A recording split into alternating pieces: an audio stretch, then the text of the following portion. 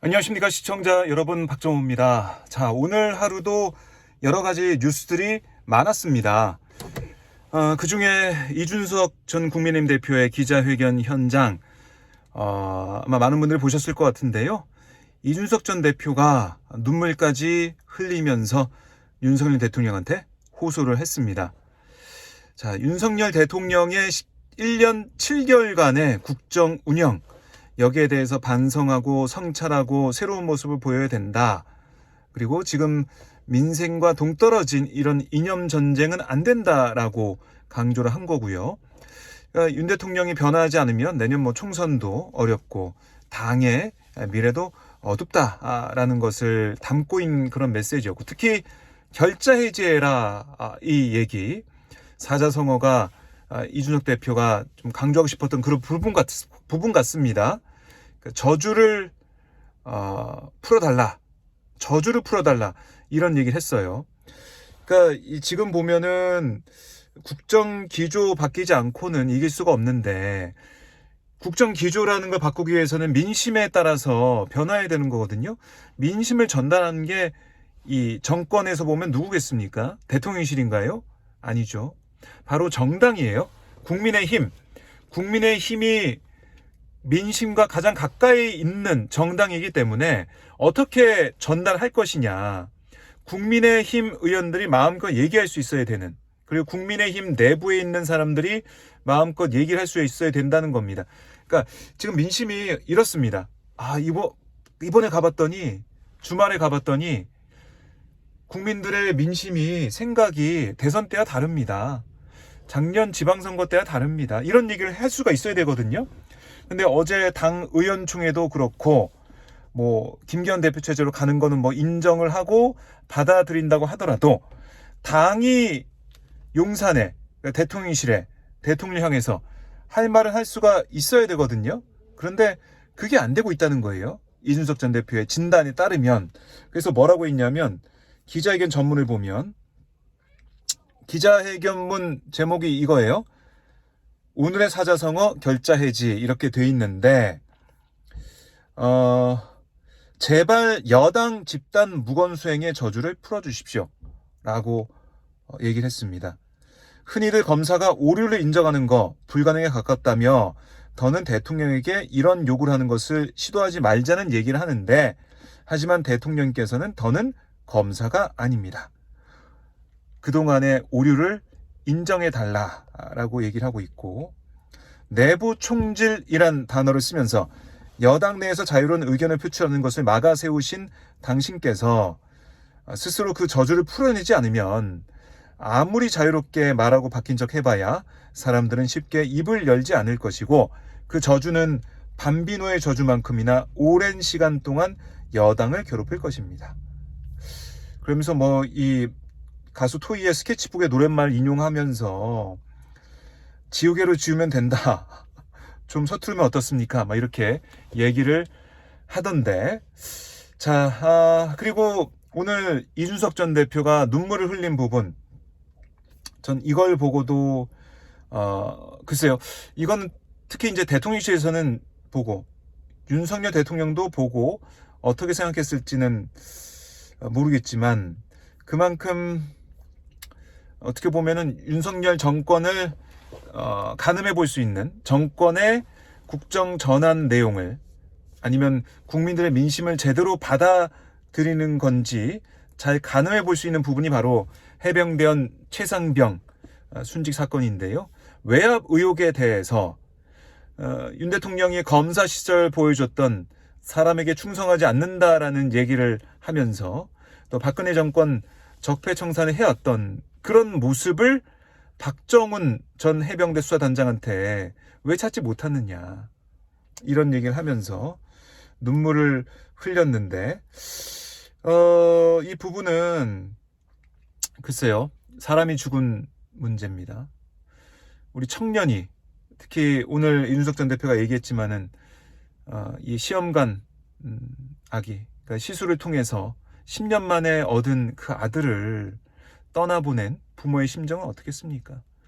서희초 초등학교 교사가 스스로 목숨을 끊은, 그 사건도 오늘 얘기를 했는데요.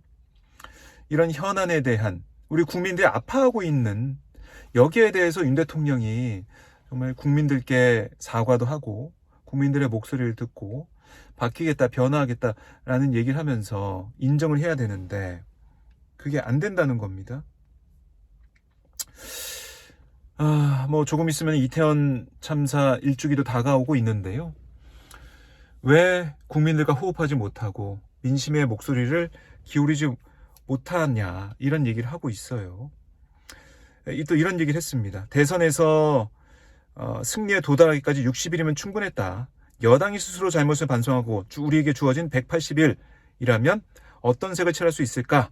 그 고민의 시작은 대통령의 결단과 용기에서 시작될 거다. 그러니까 지금 6개월 남아있는 총선, 지금의 국정기조 바꾸지 않고 총선 이길 방법 아무리 생각해도 없다. 이렇게 다시 한번 꼬집고 있습니다. 많은 자괴감이 느껴진다. 더 이상 자신이 없다. 왜 민심과 싸우려 하는지 알 수 없다. 이렇게도 윤 대통령 입장에서는 참 아픈 말들을 계속 던졌는데요. 이러다 보니까 아마 대통령실은 이 사안을 좀 뼈아프게 느낄 수도 있을 것 같고, 오늘 뭐 공식적인 입장은 드릴 말씀이 없다라는 건데, 입장이 없다는 거였는데 아마 용산에서 부글부글 할 것 같다, 저는 이런 생각도 들었어요. 윤 대통령은 국정기조 변화 이거보다, 그러니까 이 김기현 대표 체제를 유지하면서 윤석열 대통령도 어떻게 버티고 있는 거 아니겠습니까? 그런데 그걸 허물어야 된다라고 얘기하고 있으니까 윤 대통령 입장에서는 상당히 화가 날 수도 있을 것 같고요. 그런데 이준석 전 대표가 사실은 대선도 그렇고 지방선거도 승리로 이끈 거 아니겠습니까? 당대표로서. 근데 이제 윤석열 대통령은 그걸 인정하지 않고 있는 것이고, 오히려 더 크게 이길 수 있었는데 이 전 대표 때문에 졌다라는 그런 생각을 갖고 있으니까 이건 차이가 있는 것인데, 윤 대통령도 오늘 얘기를 했어요. 참모들에게 소통 강화 얘기를 했습니다. 당과의 소통 강화 이런 얘기도 했고, 민심을 잘 듣고 민심에 귀를 기울여야 된다는 얘기를 했지만, 그러기 위해서는 제일 먼저 해야 될 게 바로 지금의 국정기조 변화라는 겁니다.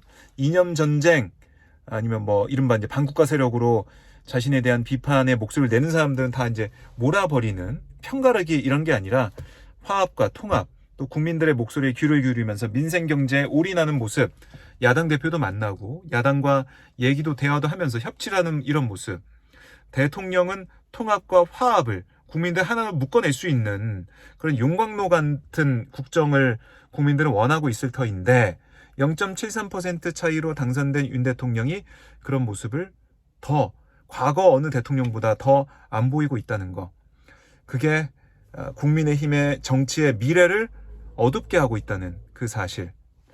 사실 이번 의원총회에서도 드러났듯이 23명 발언했다는 거 아니겠습니까? 23명 발언 중에 7명만 김기현 대표가 여당의 비판, 여당을 향한 비판이 있었고, 나머지는 3분의 2 정도죠.